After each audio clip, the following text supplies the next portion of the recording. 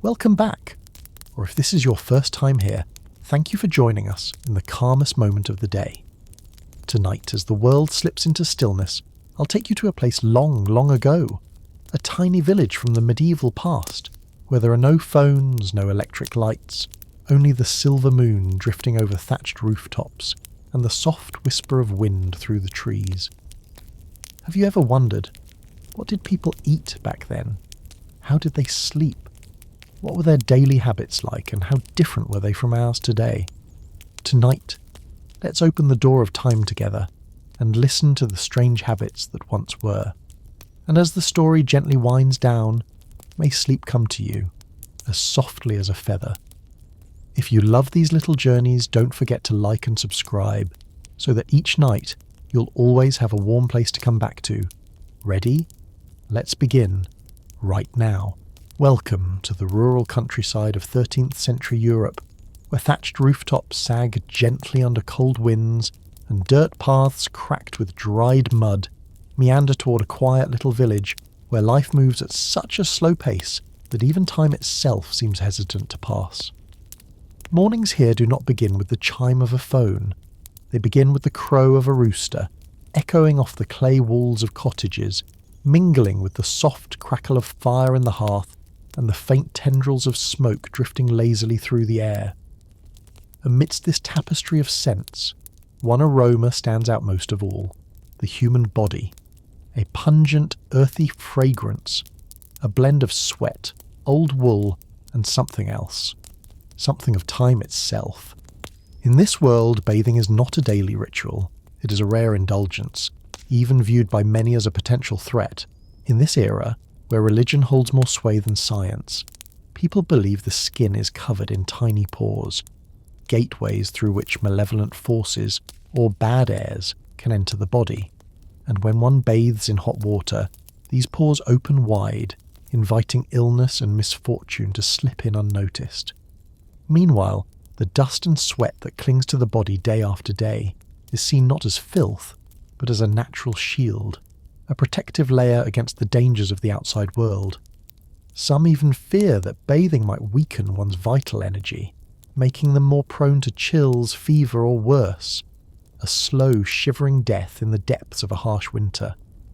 Even the nobility, living lives of splendour and luxury, do not bathe frequently.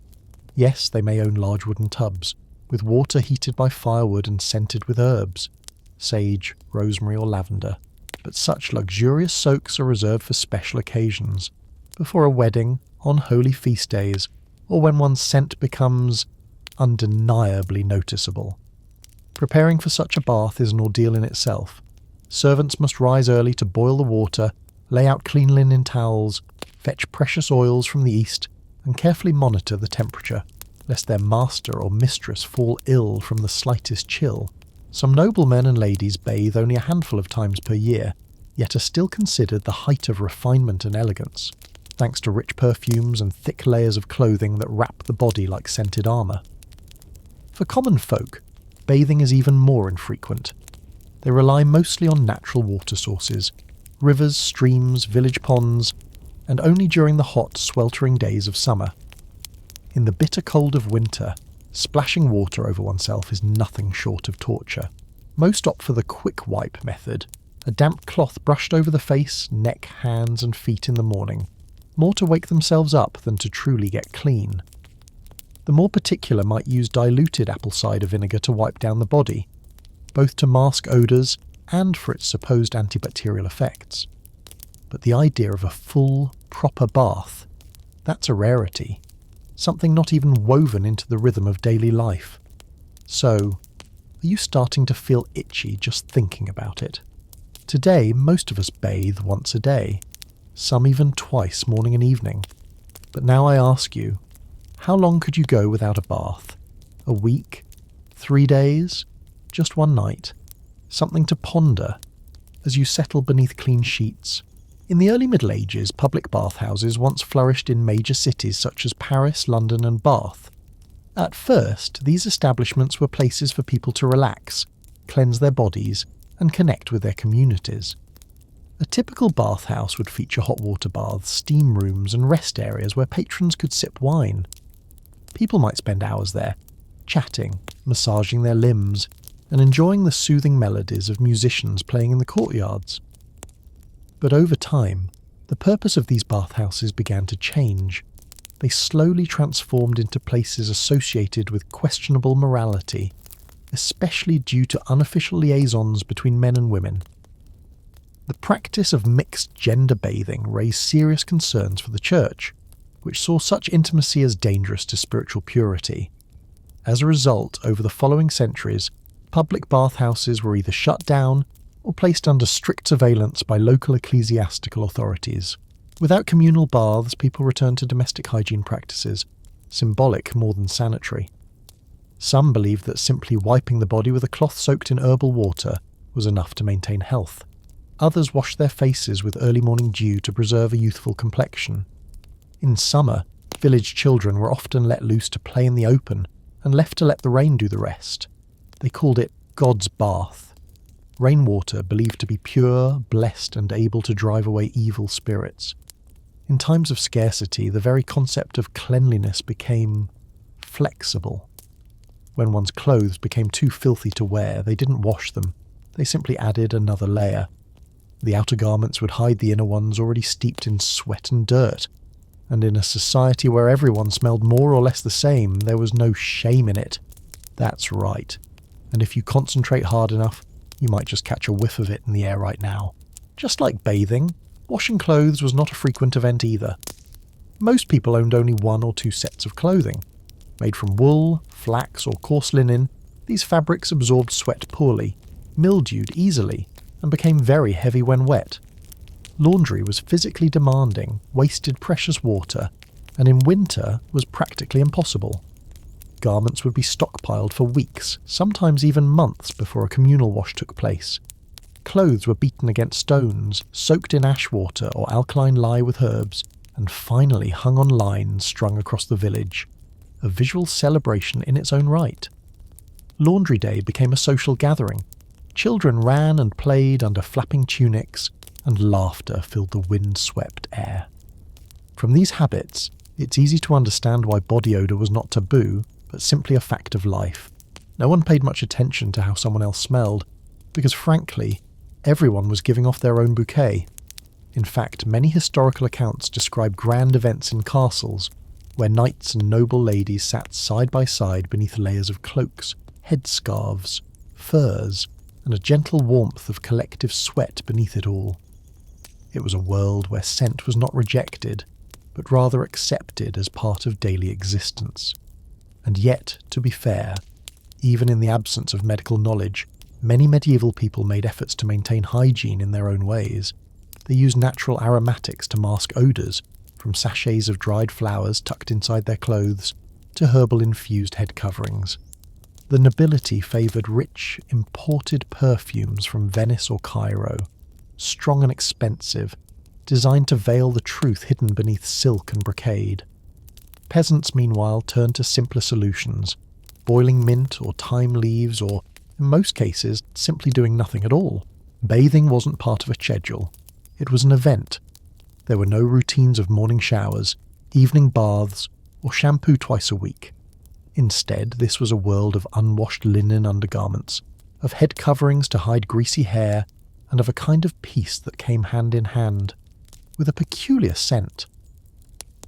People of the time lived amid those raw, earthy odours without shame or discomfort, because for them, cleanliness didn't mean brightness or sparkle. It meant being free from illness, hunger, or cold.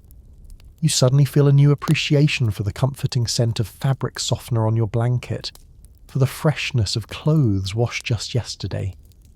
And you realise how lucky you are to live in a time when bathing is just part of daily life. In the Middle Ages, when the sun was still the only clock and clean water was a resource few would willingly use just to rinse their hands, the concept of daily hygiene was not shaped by medical science, but by habit, belief, and sheer endurance.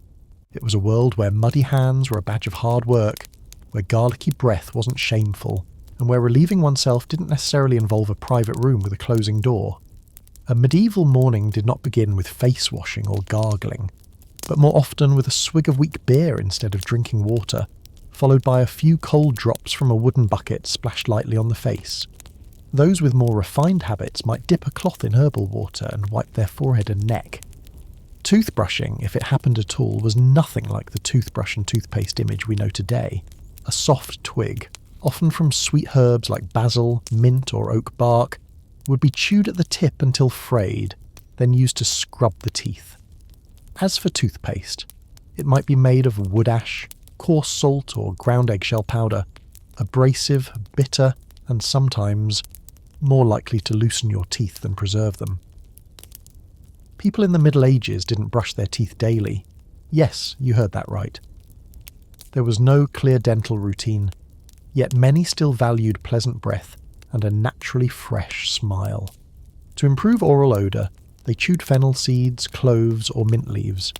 Nobles often wore fragrant sachets around their necks, part jewellery, part personal air filter, especially useful in crowded places.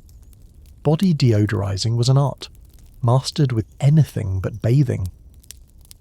In an age without deodorant sticks or perfume soaps, people wiped underarms, necks, and backs of their necks with dried flowers, crushed herbs, or diluted apple cider vinegar. Women often tucked small pouches of dried lavender, rose petals, or sage into the folds of their clothing. The nobility used potent perfumes made from musk, ambergris, or resins imported from Arabia. These perfumes were stored in small silver vials, sometimes tied right beneath the nose with a silk ribbon, a method believed to protect the wearer from bad airs, which were thought to cause illness. Part of the reason why people were so wary of unpleasant smells lay in their belief in the theory of the four humours. They thought that foul odours could affect one's mood, and that a bad mood led to disease. So even though they were not clean by modern standards, many people still made every effort to smell good, in their own way. That might mean boiling herbs to scent their clothes, airing out linens over rosemary branches, or simply choosing to sit near a pile of hay instead of beside the cowshed. Strange, isn't it? When bathing could have solved the problem entirely, they instead circled around it with a dozen complex methods. If scent was a personal matter, then the act of going to the toilet was, oddly enough, a communal affair, full of quirks, improvisation, and yes, a touch of terror. Back then, modern toilets simply didn't exist. Relieving oneself was done wherever convenient, flexible, rustic, and sometimes very public. Peasants went outdoors, choosing quiet corners in the vegetable garden or at the edge of the forest. Once done, they would simply cover it up with a bit of earth. Some households had hand-dug latrines, commonly known as a privy, a deep pit covered by a crude little hut, with a wooden plank across the top, carved with a round hole to sit on. In monasteries, castles, and noble estates, there were more advanced setups, toilet seats built into the stone walls, with a hole that dropped straight into a pit or open ditch outside. In winter, these stone seats became the coldest places in the entire building, forcing the user to be very fast and very precise. Some monasteries even had rows of connected toilet seats, so one could relieve themselves, pray, and engage in a little theological conversation all at once. In certain places, the toilets were built on upper floors, with waste dropping directly into a canal below, creating streams of water that were less than fragrant, yet still used to water gardens. And now, for a rather chilling truth, toilet paper did not exist. People used whatever was available: leaves, torn fabric, dried straw, soft grass, smooth stones, stream water, and in the most desperate moments, the left hand. This gave rise to an unspoken rule that lasted centuries: right hand for eating, left hand for everything else. Monks at times used damaged books or discarded scriptures, which led to heavy criticism from the church. One document even recounts a baron being sternly rebuked by the Pope for using a page from the Bible to clean himself after a drunken feast. As for me, if I came across a toilet like that, I'd probably hold it in until I physically couldn't anymore. Just thinking about it is terrifying. But in truth, cleanliness back then wasn't only about hygiene. It was also tied to morality. Many believed that it was more important to remain spiritually pure than to scrub one's body. They placed faith in the internal purification and looked with suspicion on the polished, oiled bodies the Romans once celebrated, So no bathing, no brushing teeth, no deodorant. Not shameful, but a sign of faith, humility, and living in harmony with nature. Yet even in this world of few comforts, people still lived, loved, and endured with a strange, admirable resilience. They wrote poetry while perched on a latrine, sang songs while rubbing vinegar into their underarms, and smiled when a tooth wobbled loose after brushing with fireplace ash. They didn't feel dirty because to them, clean meant something entirely different. It didn't come from soap. It came from the simple belief that if you're still alive, you're clean enough. And so night would fall again, as people curled under woolen blankets, beneath thatched rooftops with unwashed bodies, garlicky breath, and the sound of rats scuttling in the corner. But no one minded, because in a world with no hot water, no antibacterial soap, no two-ply tissue, people still managed to live together. You didn't have to smell good to be loved. You didn't have to be clean to be close. You only needed to be willing to share in each other's scent. When travelling, aside from admiring the scenery, I'd bet food is what we care about most. But medieval cuisine, it's not quite the romantic feast you see in films. In a world without refrigerators, without convection ovens, and where the idea of eating seasonally was irrelevant, because every season was hungry season, people ate whatever nature gave, and whatever their purse allowed. Medieval food wasn't an art, it was a survival strategy. Every meal was a matter of calculation. Not about calories, but about chewability and endurance. A peasant's day didn't begin with coffee or a buttery croissant. It started with a slice of black bread, heavy with the scent of soil. Made from coarsely ground barley flour and never sifted, the loaf didn't rise. It compressed into something close to a biological brick. It tasted sour from natural fermentation, carried the smoky tang of a wood-burning hearth, and was tough enough to strengthen the jaws of an entire village. It's no surprise that the elderly, often toothless, would soak it in boiled cabbage water until soft, a breakfast and dessert in one. The main meal, typically served in the afternoon, often came in the form of a thick stew made from whatever the garden still grudgingly offered, and the cook's imagination. A pot of cabbage, tired turnips, dried onions, and a few lingering millet grains from last winter. This was the famous pottage, and it could simmer for a day or a whole week. The pot was never truly cleaned. The charred bottom layer was considered flavour. Beside it were fancier foods, cheese hard enough to tile a courtyard, boiled eggs with shells turned ash grey, and, if luck allowed, a spoonful of animal fat, carefully rationed and drizzled over bread, or stirred into the stew like a dash of liquid gold. Vegetables were precious, yet utterly repetitive. Cabbage, onions, garlic, turnips, and overripe peas. No tomatoes, no potatoes, no corn. Those were still napping somewhere in distant, undiscovered America. Everything went into a single pot, hung above the fire. No cooking oil, no pressure cooker, certainly no measuring spoons. Seasoning, nearly non-existent. Salt was a luxury. Pepper was a myth. Saffron, never heard of her. There was no concept of main course and side dish. The entire meal was one communal pot. Everyone dipped, dunked, or scooped from it together. In stark contrast, the nobility lived in an entirely different world. A world where food wasn't just for nourishment, but a lavish performance of power and prestige.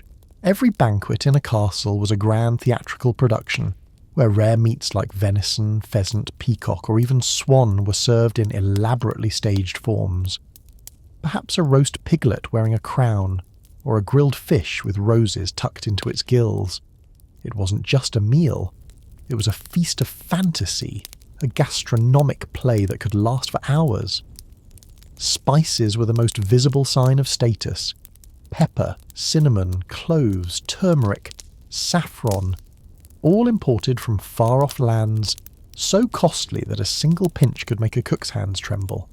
Rich dishes like wine sauces, fruit-filled pastries, or bright red berry soups were arranged like edible paintings. And of course, the nobility always ate first, with the servants eating later if anything was left. In court kitchens, cooks were not just chefs. They were culinary artists. They mastered the art of making dishes that steamed like magic, or recreating an entire forest hunt, complete with meats adorned in edible silver leaves. But no matter how extravagant the meal looked, everyone still ate with their hands. Yes, with their hands, because forks and spoons hadn't arrived yet. Most people had a personal knife, used for cutting, stabbing, scooping, and self-defense if needed. Bread, hard as stone, was often used as a makeshift spoon, soaking up sauces before being eaten along with the food. The nobility, ever so refined, sometimes wore gloves while eating, not to protect their fingers, but to keep grease off their golden rings. But the essence was still the same: hands first. Table manners were few, but curious. No finger-licking, toothpicks made of bird bones must be used discreetly, and under no circumstances was one allowed to pass gas audibly. Though naturally this last rule was frequently broken, and occasionally turned into a joke. If food was what kept people going, drinks were what helped them survive. In a world where clean water was a luxury, most natural water sources being contaminated with waste, animal corpses or liquid mud, people turned to beer and wine as the safer option. Weak beer, called small ale, was consumed from dawn till dusk. Low in alcohol, it quenched thirst without causing drunkenness. Even children drank it, not for the taste, but because it reduced diarrhea. I'm sure the beer lovers among us are grinning right now. So tell me, could you replace your daily water with beer?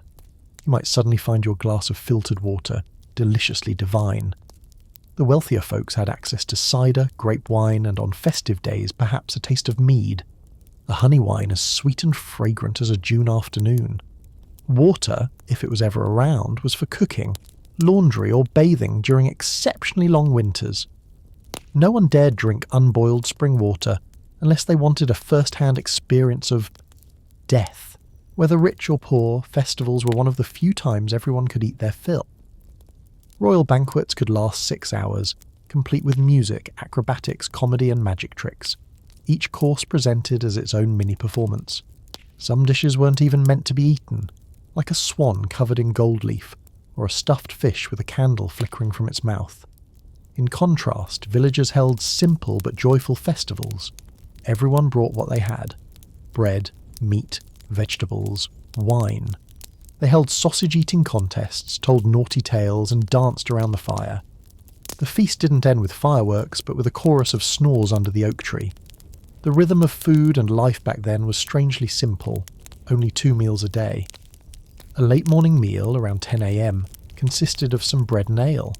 Supper, at dusk, was the main event. There were no midnight snacks, no grazing between meals, only feast days.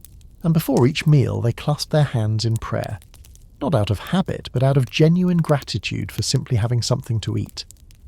That's why, in the Middle Ages, eating was not indulgence. It was a testament to resilience.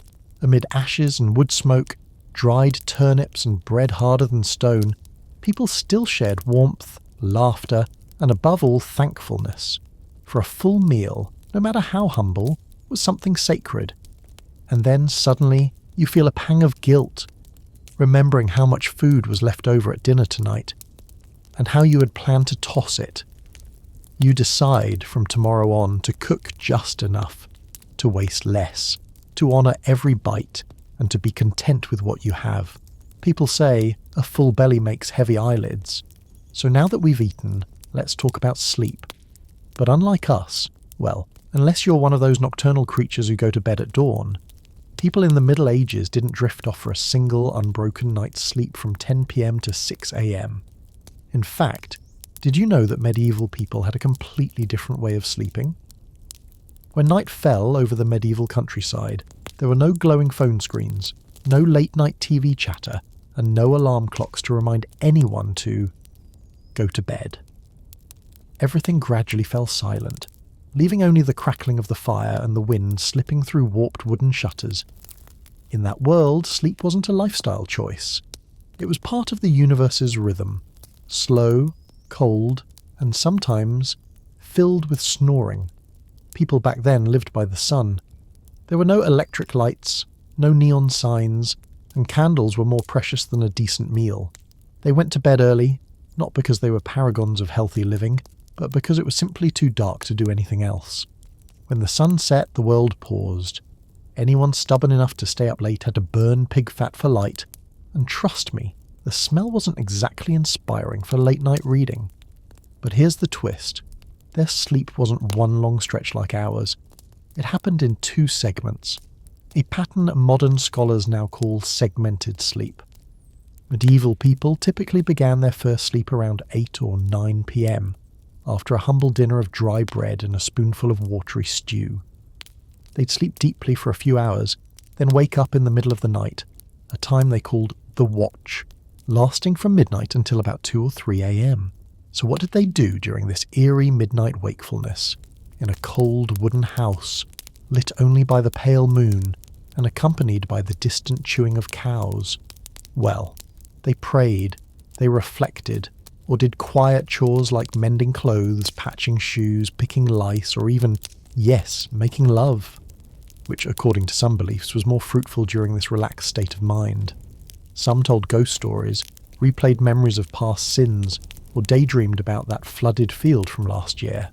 Others sipped a bit of weak ale, stared at the cobwebbed ceiling and sighed, unable to fall back asleep just yet. Eventually it would be time for the second sleep, from around 3 a.m. until the roosters crowed. So you see, medieval sleep wasn't one smooth 8-hour block. It was more like 2 thick slices of bread with a quiet midnight filling, flavoured with silence, introspection, and sometimes a sharp bite of cold. In the homes of common folk there were no private bedrooms. The entire family, grandparents, parents, children, and sometimes a few chickens or a small pig, slept together in a single space, usually near the hearth. They lay on straw, covered themselves with old cloaks, and turned toward the glowing embers for warmth. A bed was a luxury. For many it was just a wooden plank, a pile of dry leaves, or, if they were lucky, a straw-stuffed mattress crawling with bugs. And suddenly, your king-size mattress doesn't feel too big anymore. In fact, you start to feel pretty grateful for how easy it is to fall asleep these days. Poor families didn't have pillows. They used their arms, a cloth bag, or even their shoes. A stiff pair of shoes with a pungent smell but still cradled like treasures. Because in the biting cold of a winter night with no fireplace, wrapping yourself in 2 layers of clothing and resting your cheek against a well-worn boot could bring surprising peace of mind. At monasteries or roadside inns, sleep was even more communal. 12, sometimes 20 people would share the same room, lying side by side like sardines, heads against the walls, feet pointed out, no dividers, no curtains, snoring harmonized into a chaotic choir, occasionally broken by someone yelping after a mouse nibbled their toe. But no one complained, because this too was normal. The wealthy, of course, slept differently. They had beds with posts, canopies, feather blankets, and even servants whose job was to warm the sheets in advance with a brick wrapped in cloth. But even then, sleep was not always peaceful. The noble might still wake in the middle of the night, to read the Bible, write letters, or listen to the wind wail through stained glass windows. Medieval darkness wasn't like modern darkness. It was thick, complete, unrelenting. No city lights, no soft night lights, just an inky black that blanketed everything. In that kind of dark you heard everything. The creak of old wooden doors, the soft groan of the roof shifting in the cold wind, the rustle of straw, the quiet stirring of restless sleep. It was a realm of spirits and saints, of devils and dreams, a place where fears crept in and stayed until dawn. So, sleep in the Middle Ages wasn't just rest. It was a journey. A trek between light and dark, hunger and warmth, howling winds and rumbling bellies. People didn't sleep to relax. They slept to forget, to escape the cold, to prepare for another day of labour and hunger. And yet, somehow between layers of straw, old cloaks and crusty bread under their heads, sleep still came, slowly, wearily, but kindly. And you wonder, if there were no phones, no internet, no electricity, what would you do in the evenings besides go to sleep? Got any ideas? Let us know in the comments below. The Sleeping History team is curious. And then there were dreams. Dreaming, after all, is a human constant. But in medieval times, dreams weren't just random firings of the brain. They were messages from the heavens, from the spiritual realm, or from a very empty stomach. To dream of an angel meant you were chosen. Perhaps to become a monk, a prophet, or at the very least, you'd better hurry to confession first thing in the morning. To dream of demons? Oh dear, that was seen as a warning. Some would wake in terror, fall to their knees beside the bed, and mumble all 18 psalms in the dark, even if they couldn't see a single word. Nightmares, of course, were a regular companion, and strangely enough, cheese got the blame. There was a strong belief that eating cheese, especially aged cheese, would lead to strange dreams. So some people, even when hungry, refused to eat supper for fear of dreaming about witches, goblins, or ex-lovers from a past life. Beside this dreamy world was a far more vivid reality: insomnia, not caused by office deadlines or unanswered emails, but by cows.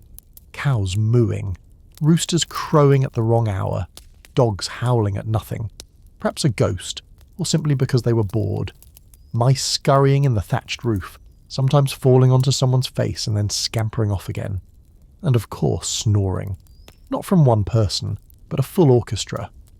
In a house of 6, at least 3 would snore, one would grind their teeth, one would mutter in their sleep, and one poor soul would remain awake to witness it all.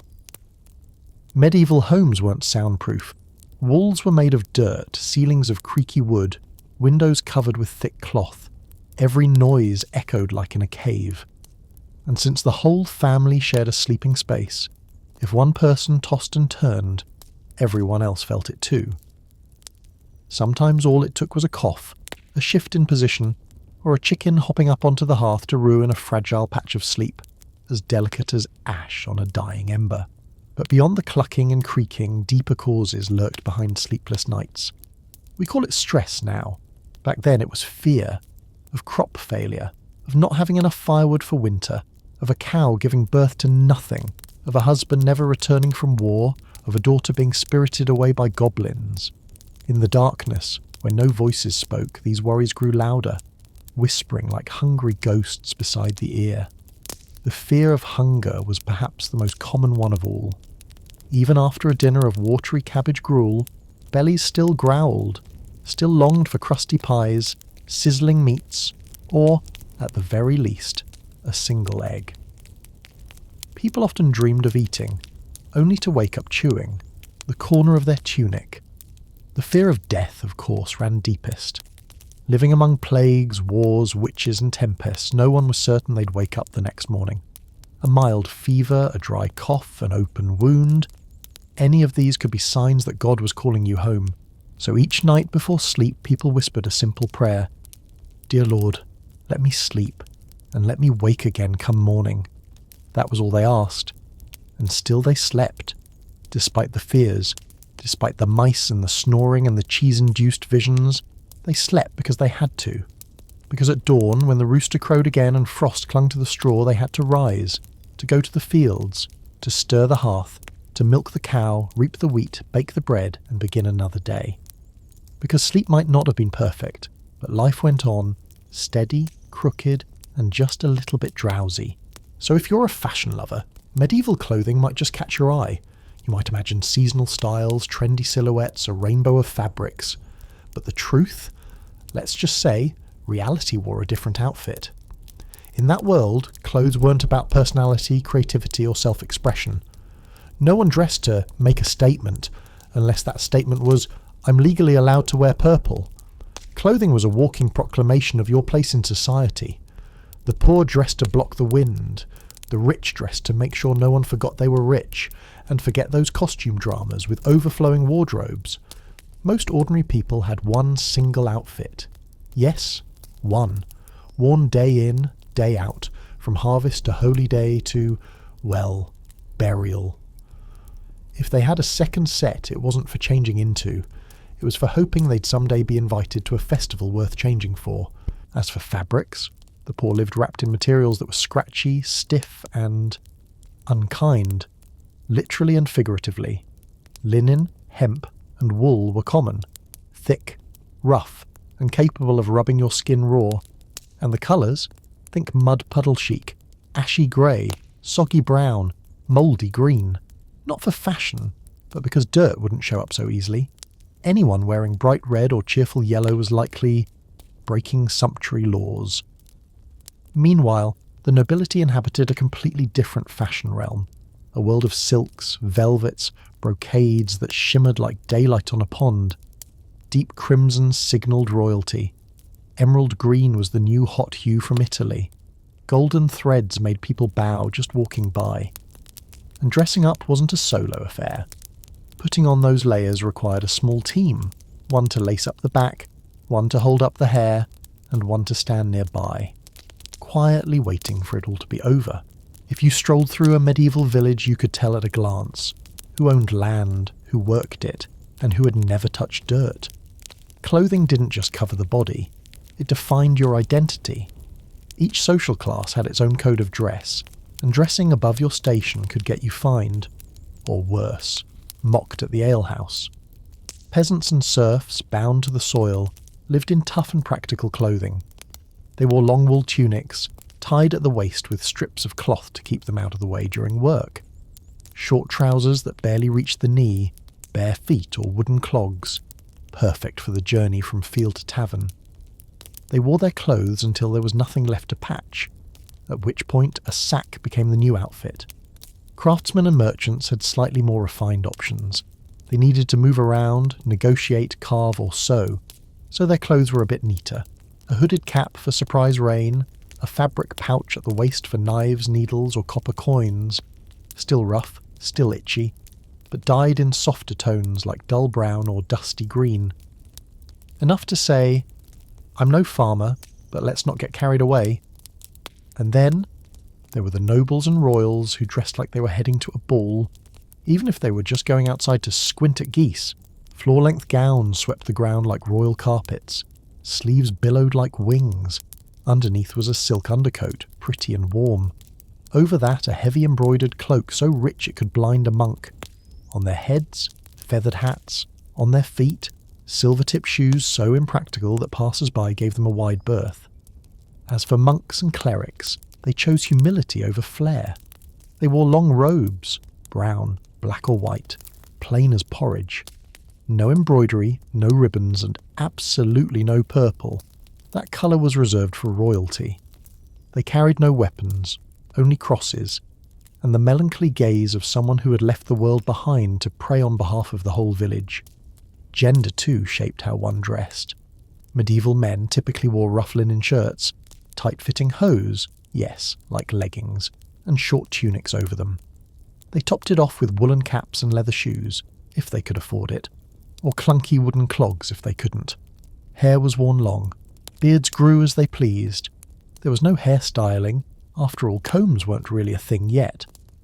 As for women, every day was a layering ceremony. From underskirts to overdresses, aprons to head coverings, at least 3 layers, often up to 7 if it was cold, or if someone important was visiting. Waist-cinching cords, wood buttons, secret side ties, an architectural feat of daily dressing. Most crucial of all, hair. It had to be braided. It had to be hidden. Loose hair was seen as a sign of rebellion, or a subtle declaration that someone was open to suitors. And if you imagine that children in the Middle Ages wore cute little outfits, bunny hats, bear overalls, we regret to inform you, they didn't. Medieval kids dressed like miniature adults. There was no such thing as children's clothing. A 5-year-old girl might already be wearing a full-length dress brushing her ankles, and if she didn't have a headscarf, she could easily be mistaken for her mother. Little boys wore short tunics and woolen knee socks, often resembling tiny merchants waiting for the morning market. Even more surprising, people wore their clothes 24/7, including to bed. Clothing wasn't just for going outside, it was your blanket too. You ate in it, you worked in it, you slept in it. You wore the same thing day after day, season after season. Old clothes weren't thrown away. They were passed down to children, grandchildren, great-grandchildren. Some wool coats lasted 3 generations, thanks to being rarely washed. Yes, really. People believed washing clothes too often would cause them to lose their spirit.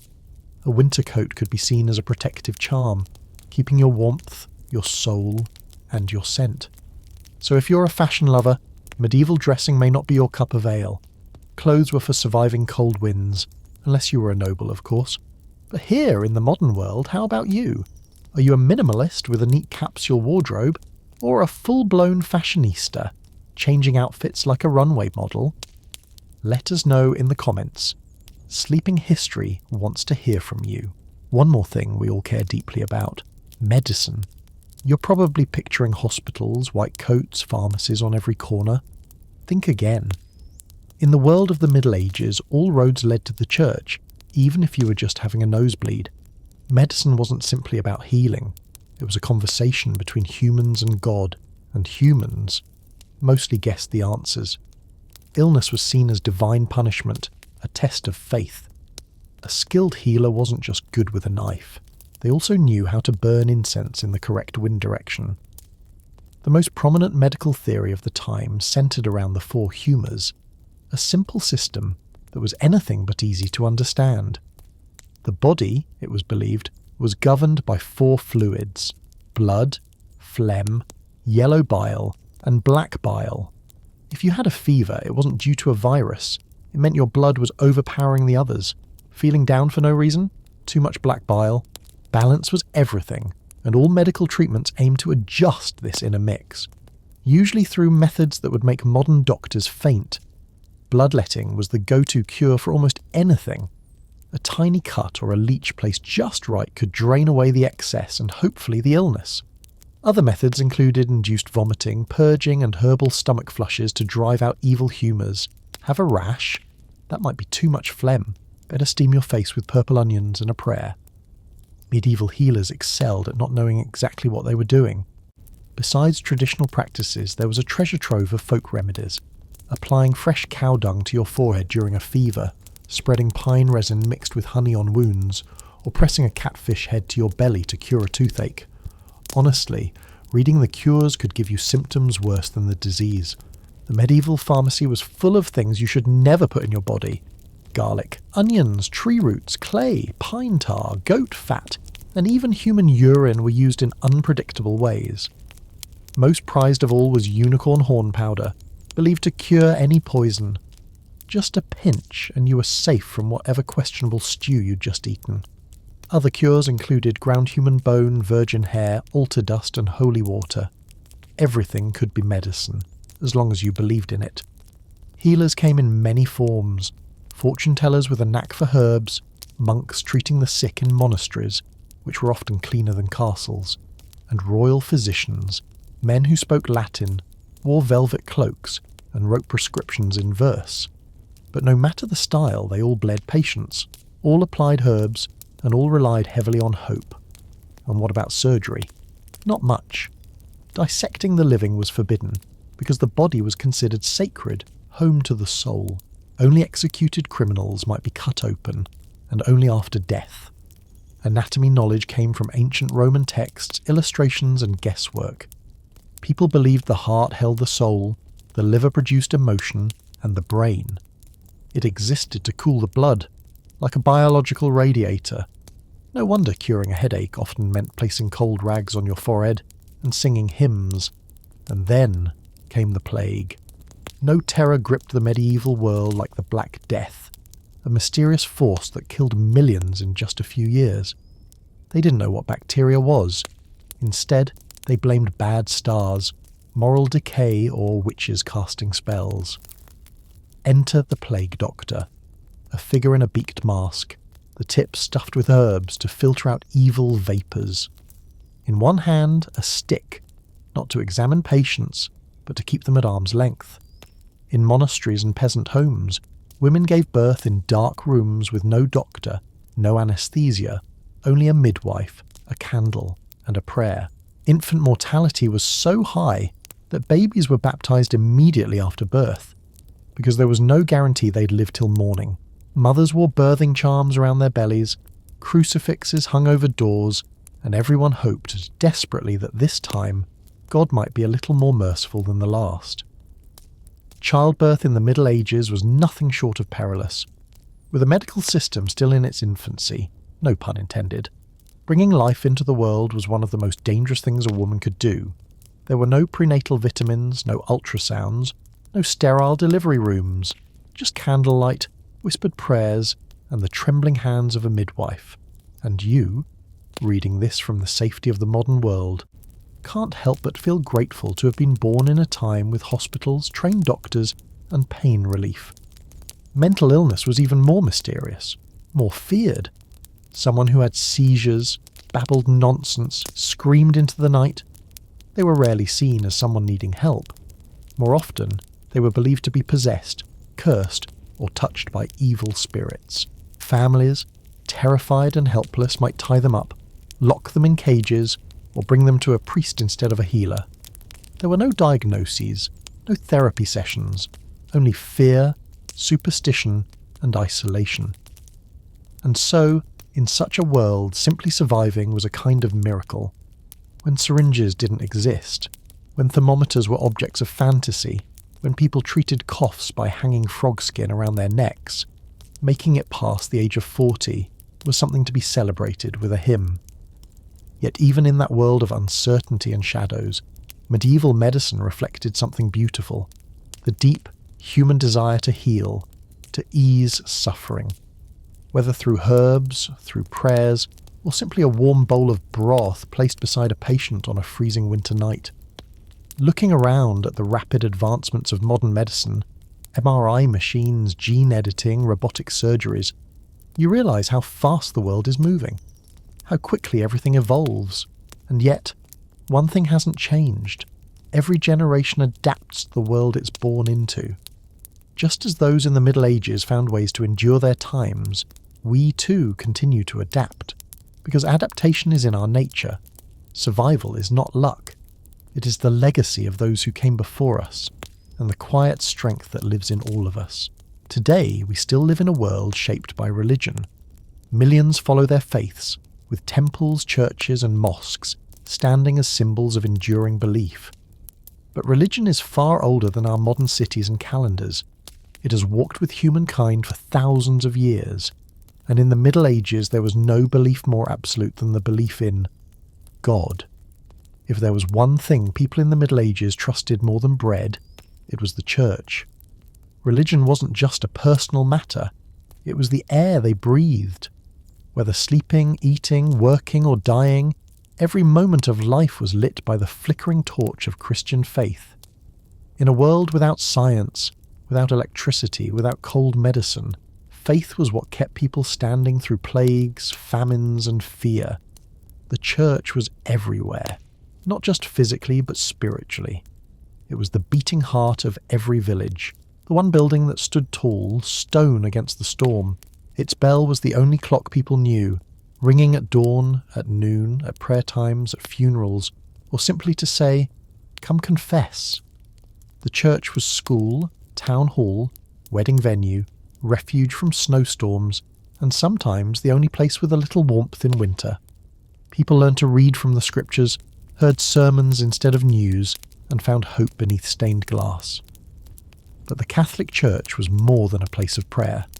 It was a political, social, and economic powerhouse. At its height, the Pope's word could outweigh kings. To be excommunicated wasn't just spiritual exile, it could collapse an entire kingdom. Bishops and priests had authority over land, morals, and money. Taxes weren't just paid to the lord of the manor. The church had its own tithe, its own courts, and sometimes its own army. Monasteries weren't just places of silence. They were farms, pharmacies, libraries, and sometimes fortresses. In this shadowy world of smoke and candlelight, people lived according to the 7 sacraments, 7 spiritual milestones from cradle to grave. Baptism came first, ideally within days of birth, because no one knew if the child would live long enough for next week. Then came confirmation, confession, communion, and marriage. If one chose the monastic life, they also received holy orders.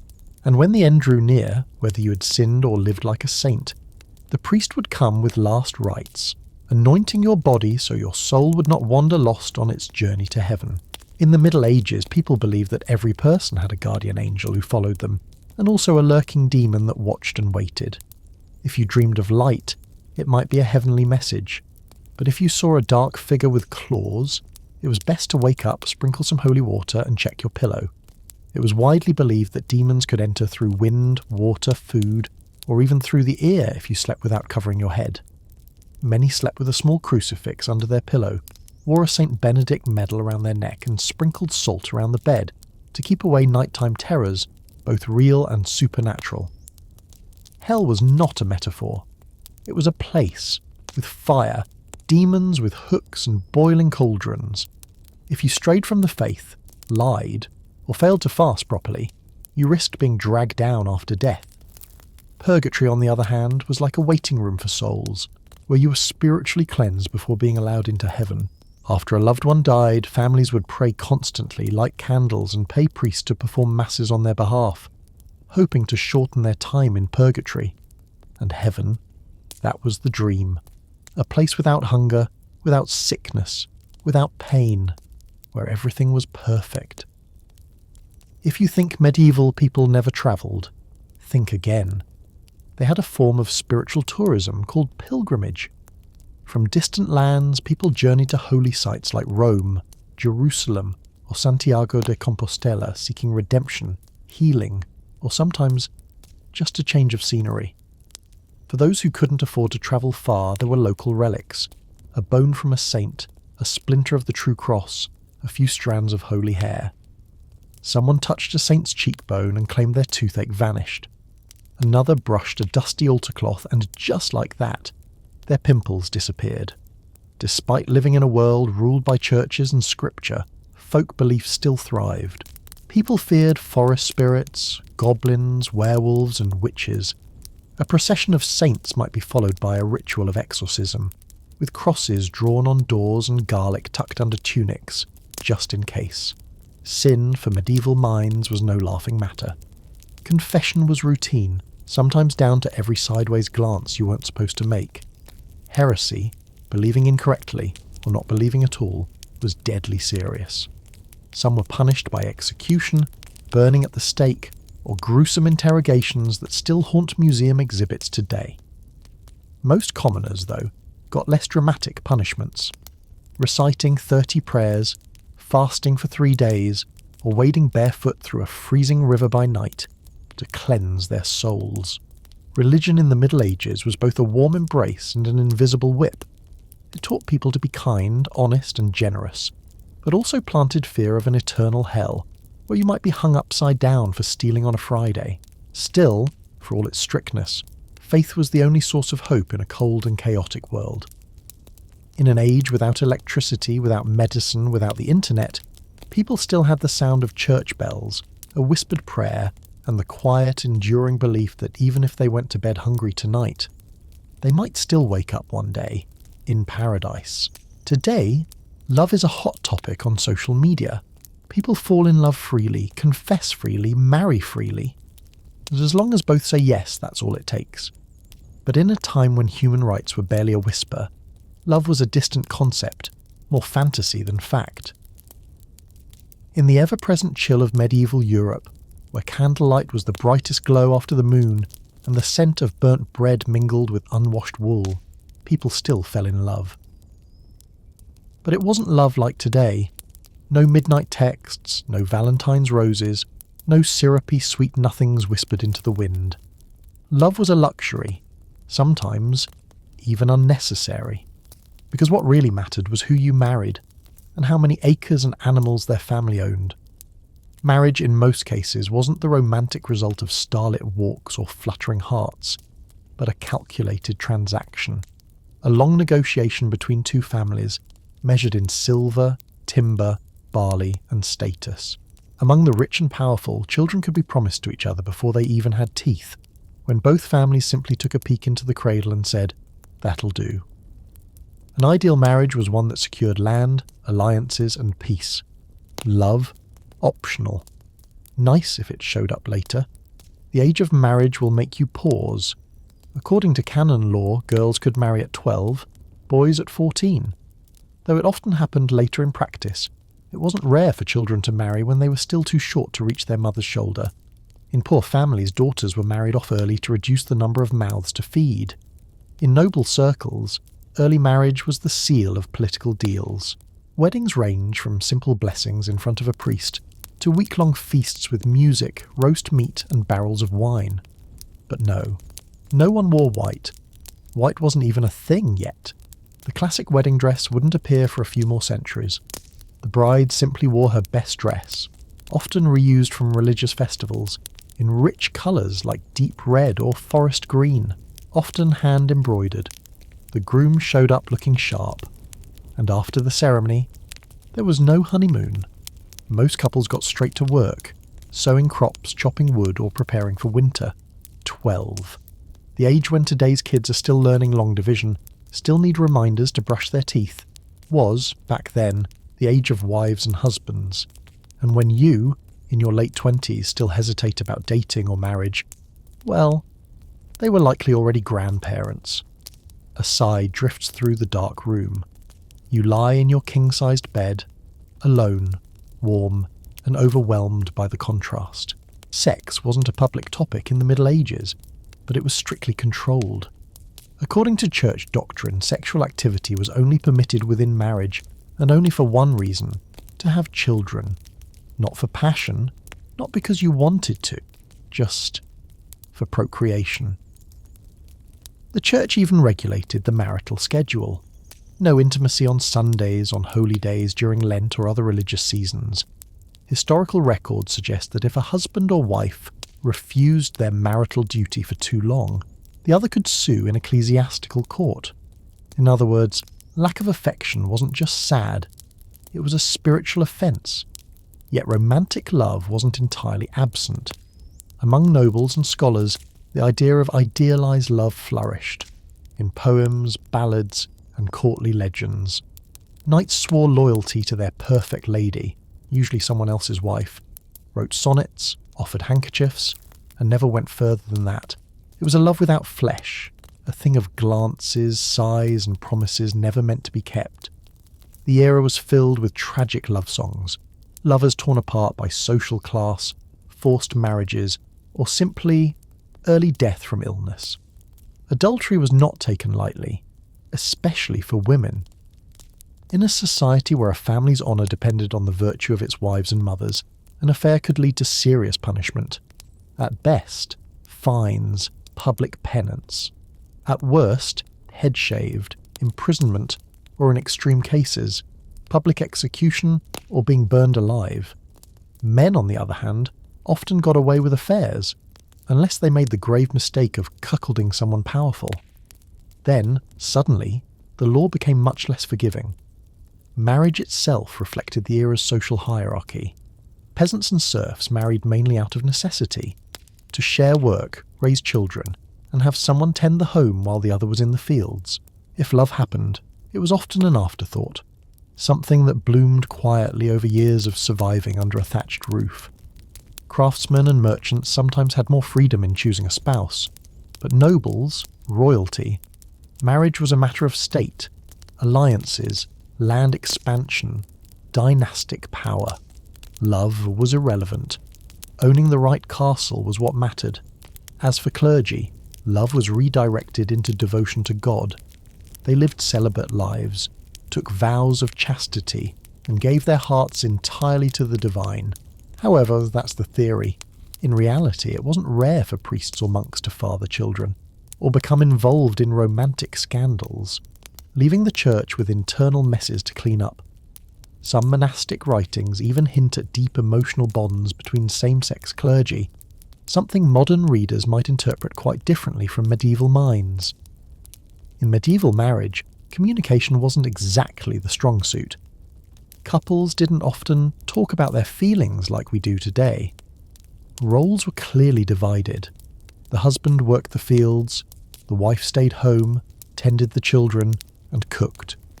People understood each other through glances, actions, and silence. Yet many couples grew deeply attached over time. After enduring countless harsh winters, failed harvests, and long wordless nights by the fire, they remained by each other's side. Marriage may not have started with love, but it could end with something deeper, a quiet, powerful bond forged through survival, as they shared the last crust of black bread in a famine year. Same-sex love was strictly forbidden in the Middle Ages. The Church considered it a grave sin. Being accused of sodomy could lead to execution, yet history records whispers of ambiguous relationships, poems laden with hidden meanings and unusual friendships between knights or between nuns. Society condemned it, but could not extinguish it. Love, of any kind, has a way of slipping through the cracks, defying court orders and threats of damnation. Love in medieval times had no flowers or greeting cards. There was no official Valentine's Day. Even though St. Valentine was indeed a real figure, still, love existed. In the glance of a veiled wife toward her husband, in a trembling hand reaching for another in the frost, in winter tales about a shepherd boy falling for the Lord's daughter. Though buried beneath layers of morality, ritual and social class, love, quiet and enduring, was often the only thing that helped people survive such a harsh world.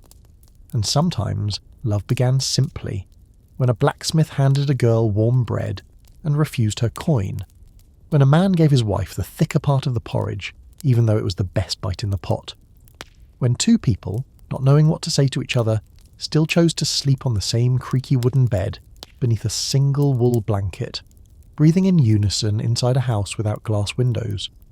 Because medieval love wasn't about grand gestures, it was about endurance, patience, sacrifice, and sometimes quiet humour. It was a wife sewing patches onto her husband's shirt again and again, without complaining.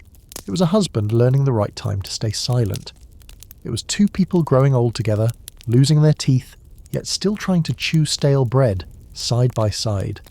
You see, love has always existed, but we haven't always been free to follow it. And now, in a time when freedom and human rights are more respected than ever before, we can feel deeply grateful to live with the ones we love and to face life's ups and downs together, by choice, not by duty. In the Middle Ages, death was never far away. It lingered right outside the door, hid beneath the bed, and loomed in the misty corners of the village, often knocking just when you least expected, perhaps while eating thin gruel, or right after mending the coat you'd planned to wear all winter.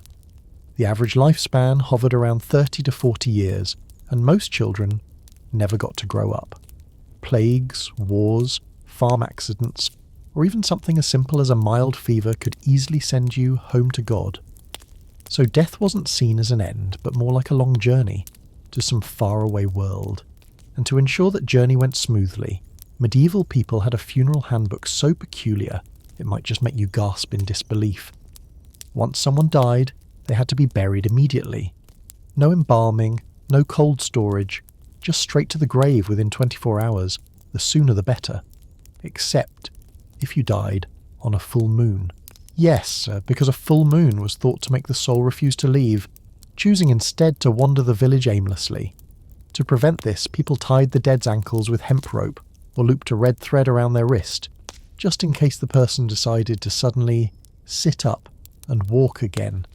This explains customs like binding corpses tightly, sealing coffins shut, and never, ever leaving mirrors in the room of the dead.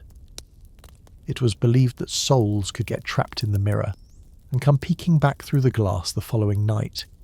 You think that's all? Oh no! Salt had to be sprinkled around the grave, or onions buried with the body to mask the scent of the living, so no one else would be lured to follow. Sometimes family members smashed a window so the soul would have an escape route. Otherwise it might linger in the house, like an uninvited guest too polite to leave. Creepy? Yes. But medieval people also had a sense of cheer. Some even held funerals for themselves while still alive. They'd lie in a coffin, wear burial robes, close their eyes while loved ones prayed over them, then sit up and have cake afterward. They called it practicing death, or shedding worldly life for a moment, to return with a clearer soul. A kind of medieval detox. And if you ask, do ghosts exist? Then every medieval night was the answer. Every village had stories of old spirits, new spirits, forest ghosts, field ghosts, and especially those who haunted because they'd been buried facing the wrong direction. And what about you? Do you believe in the soul? Have you ever had an experience that made you wonder if ghosts just might be real? Don't be shy. We'd love to hear. When someone died, especially from disease, the whole village would panic quietly. Church bells rang endlessly. Houses were fumigated, old clothes burned, and sometimes they piled up dirt across the main road to stop anyone from coming or going. Village leaders might draw circles of charcoal around infected areas, a kind of medieval quarantine zone. Victims of plague were buried in mass graves, no headstone, no candles, no names, just wild grass and the sound of wind. So then, where do you go after death? If you'd been good, went to mass, didn't cheat too much, avoided cursing, you'd likely go to heaven, where there was honey wine, no rules against falling in love, and most importantly, no taxes. If you'd been bad, committed sins, you'd be sent to hell, where demons waited with all sorts of terrible punishments. And so, to the people of this world, death wasn't the end, but simply the start of a very long nap. And so, our journey through the strange habits of the Middle Ages quietly comes to a close. You've waded through muddy roads where no one bathed. You've chuckled softly at people using bread as spoons, and at the old man who stuffed garlic into his socks to ward off evil. You've shivered, just a little, learning that people once sewed clothes using the hair of their loved ones, or sprinkled salt around the bed to keep the soul from slipping away at night. You've looked up at misty skies where dreams were believed to be messages from God, and tiptoed past the threshold of a thatched roof cottage, where people lived, ate, loved, married, healed, and died, in ways no one today would quite expect.